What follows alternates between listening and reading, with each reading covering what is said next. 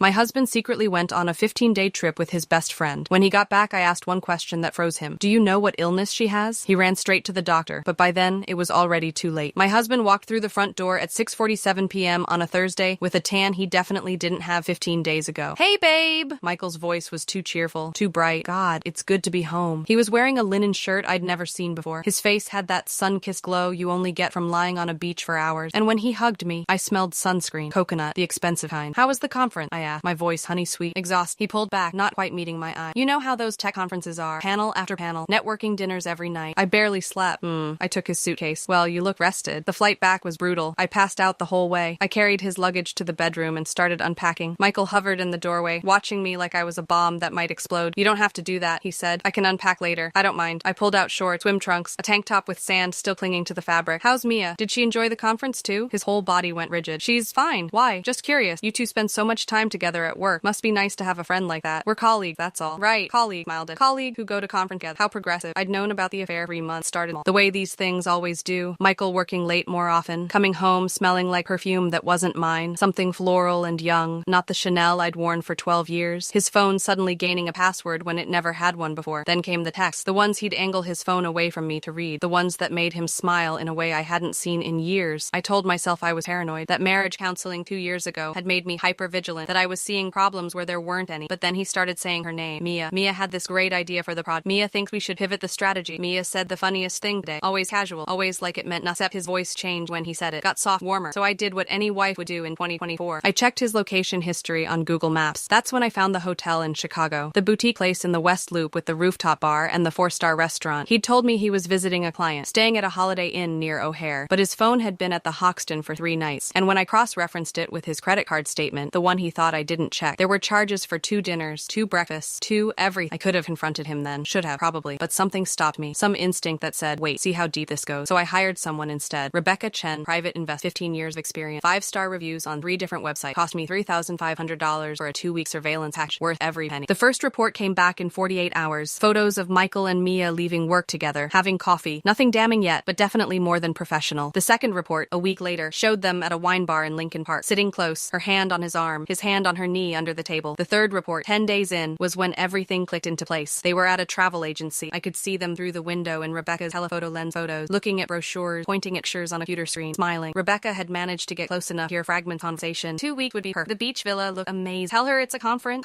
That's when Michael came home and told me about the big tech conference in Seattle. 2 weeks. Major clients. Couldn't miss it. Mia would be going too. Company policy. Always send 2 senior managers to these things. I smiled and said it sounded great. Kissed him goodbye. Waved as he drove away. And then I called Rebecca. Follow them. I don't care what it costs. They didn't go to Seattle. They went to Cabo San Lucas, to a 5-star resort called Esperanza. Ocean View Suite. $850 a night. Rebecca sent me photos every day for 15 days. Michael and Mia having breakfast on their private terrace, walking on the beach holding hands, kissing in the infinity pool at sunset, sharing a couple's massage at the spa, dancing at the resort's beachfront restaurant. In every photo, Michael looked happy, genuinely, freely happy. The way he used to look at me 12 years ago when we got married, the way he hadn't looked at me in at least 5 years. I saved every photo, organized them by date, backed them up to 3 different cloud services, and I waited. Now he was home, standing in our bedroom doorway, watching me unpack evidence of his lie. I'm glad you had a good time at the conference, I said, pulling out a resort gift shop t-shirt with Cabo San Lucas printed on the front. Michael's face went white.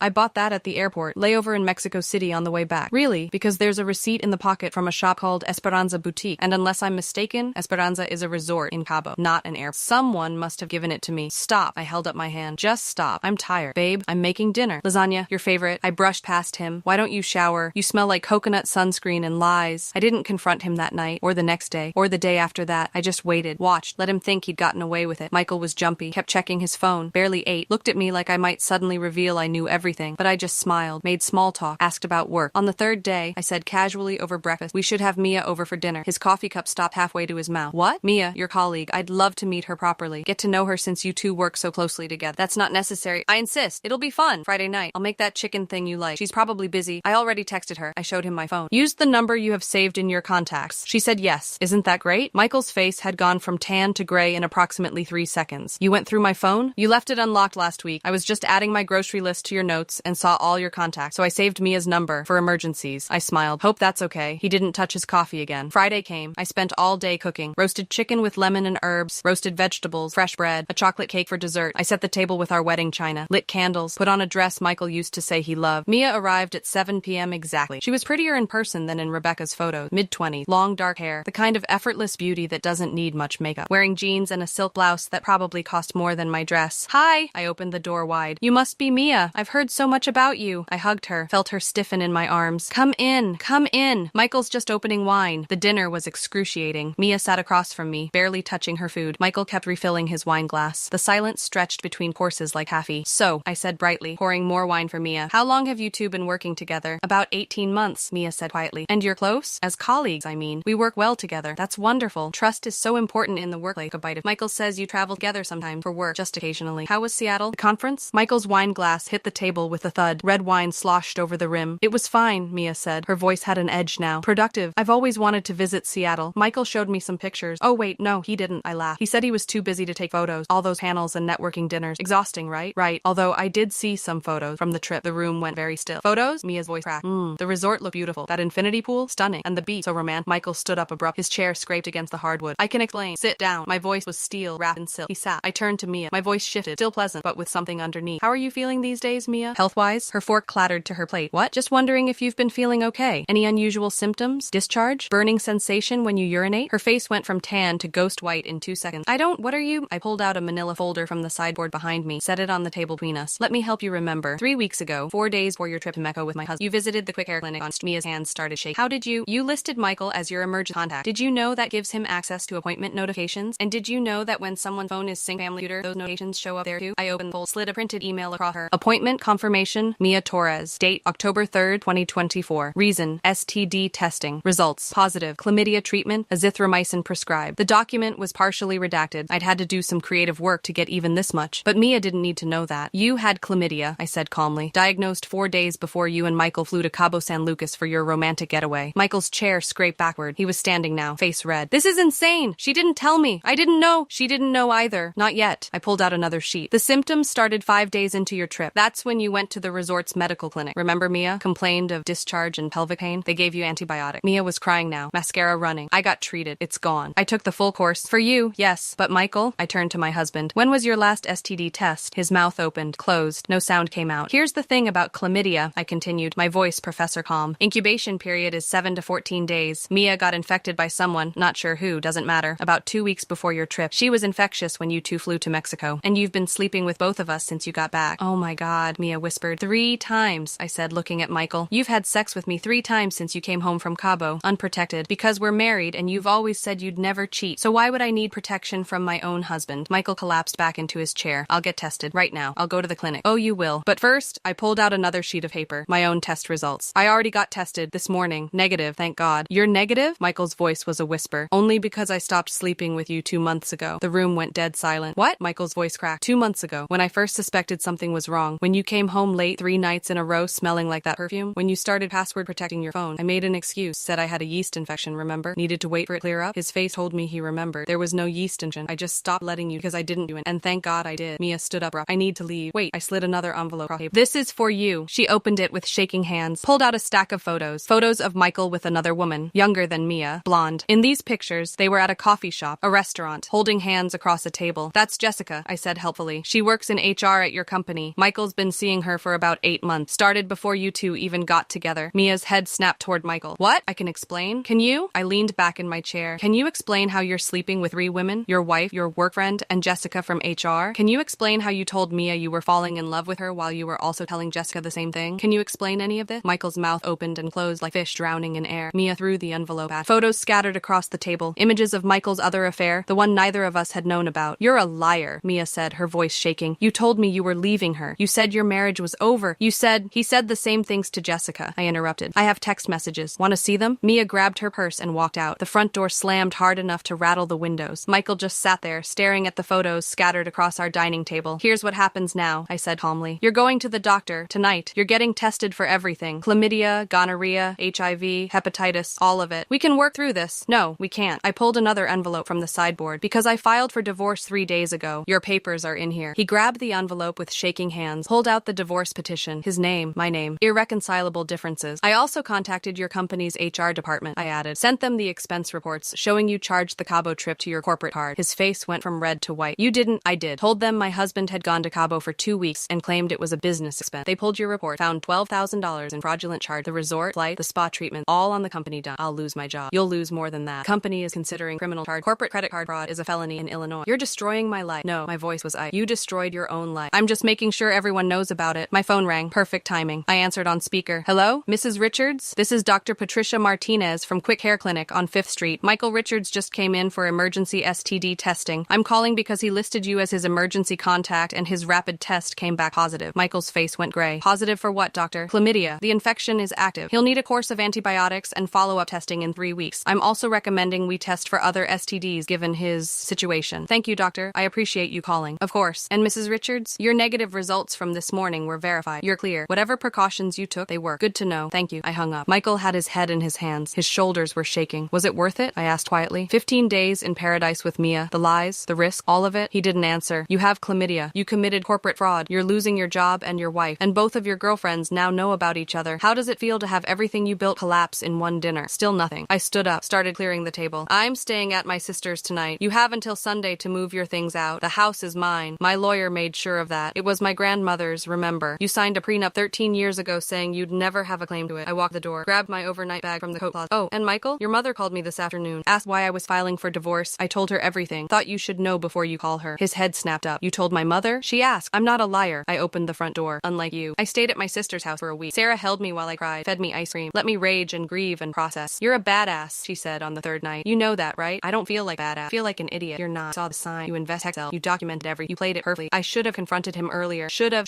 what? Believe lie? Let him gaslight you? You did exactly what you needed. Maybe she was right. The divorce moved fast. Michael tried to fight it at first, but his lawyer, Bradley Chen, family law specialist with 22 years of experience, took one look at the evidence and advised him to settle. Your husband committed adultery with at least 2 women, Bradley told me in our first meeting. He fraudulently charged personal expenses to corporate accounts. He exposed you to STDs, and you have documentation for all of it. Any judge in Illinois will side with you. The settlement was finalized in 4 months. I kept the house, got half his 401k. He had to cover all legal fees. Michael's company fired him 3 weeks after the dinner. The corporate fraud charges were dropped after he agreed to pay back $12,000 plus penalty, but his reputation in the tech industry destroyed. Mia quit her job 2 weeks after everything exploded. I heard through the grapevine that she moved to Denver, started over. Jessica from HR filed a complaint with the company about Michael's behavior. They settled out of court, paid her an undisclosed sum. She still works there, from what I understand. And Michael? Last I heard, he was working at a Best Buy in Schaumburg, living in a studio apartment, still single. 6 months after the divorce, I ran into Rebecca Chen at a coffee shop in Lincoln Park. Sarah! She hugged me. How are you? Getting better. Every day. I saw the divorce was finalized. Congratulations. Thanks for your help. Seriously. The evidence you gathered, that's what I do. Though I have to say, that dinner you orchestrated, brutal. I laughed. Was it too much? Are you kidding? He exposed you to an STD while lying about a vacation with his mistress who didn't even know he had another mistress. You were merciful. I just wanted the truth to come out. And it did. Spectacularly. She squeezed my hand. You did good, Sarah. Don't second guess it. A year after Michael came home from Cabo, I was sitting on my grandmother's porch, my porch now, drinking coffee and watching the sunrise. My phone buzzed. A message from an unknown number. This is Mia. I know you probably don't want to hear from me, but I wanted to say thank you. You saved me from wasting more time on someone who didn't deserve either of us. I'm sorry for the pain I caused you. You deserve better than both of us gave. I stared at that message for a long time. Then I typed, thank you for saying that. I hope you're doing well. She replied immediately, I am. Therapy helps. So does being 1,000 miles away. For what it's worth, I learned a lot from watching how you handled everything. You're stronger than I ever could be. You're stronger than you think. Take care of yourself. You too. I deleted the number after that. Didn't need it anymore. 2 years later, I'm sitting in that same coffee shop where Rebecca and I talked, meeting a first date. A guy named Tom I met at a book club. He's nervous, keeps adjusting his collar. So, he says, tell me about yourself. Think about how to answer that. About the marriage I thought was solid, the betrayal I discovered, the investigation the dinner that ended I'm a middle school science instead. I have a house in Lincoln Park my grandmother left. I like hiking and true crime podcasts and really good coffee. True crime? Any particular cases? The ones where people underestimate the person seeking the truth, I say. Those always end the most satisfyingly. He laughs. I like that. The underdog stories. Exactly. We talk for 2 hours about books and travel and families and dreams. He doesn't ask about my divorce. I don't volunteer. Some stories don't need to be told on a first date or a second or maybe ever, because the truth is I didn't expose Michael's affairs for revenge. I did it for closure, for truth, for the satisfaction of knowing that lies always come to light event. And sometimes patient enough, smart enough, brave enough, you can be the one holding the mat. 3 years after that dinner, I get a wedding in the mail. Jessica, HR Jessica, the third woman in Michael's triangle, is getting married to someone new. Someone who, according to her Instagram that I definitely don't still check occasionally, treats her like she hung the moon. There's a handwritten note tucked inside. Sarah, I know this is strange, but I wanted you to know that watching you handle your divorce taught me what self-respect looks like. I'm sorry for my part in your pain. Thank you for showing me that I deserve better. JIRSVP, yes. Send a generous gift, a KitchenAid mixer, and a card that says, wishing you all the happiness you deserve. And I mean it. Because here's the thing about betrayal. It doesn't have to define you. Michael thought he could could have everything. The wife, the affair, the secret life, the lies. Thought he was clever enough to juggle 3 women without any of us knowing. He was wrong. And when his 15-day vacation came crashing down around him, when the STD and the fraud and the multiple affairs all exploded in one catastrophic dinner, he learned something important. You can't build a life on lies. Eventually, someone asks the right question. Eventually, the truth comes out. And eventually, you lose everything you stole, even your name, especially your name. Because now, when people in our social circle talk about Michael Richards, they don't talk about his career or his charm or his success. They talk about the guy who gave his wife an STD, the guy who got fired for corporate fraud, the guy who worked Best Buy after torpedoing his own life. And me? I'm the woman who exposed it all with one dinner party and one perfectly timed question. The woman who protected herself while he thought he was getting away with everything. The woman who proved that patience, documentation, and strategic timing beat lies every single time. Was it worth it? The investigation, the waiting, the dramatic reveal? Yes, every single second. Because 15 days in paradise cost Michael everything. And I didn't have to destroy him. The truth did it for me. Retry Claude can make mistakes. Please double check responses.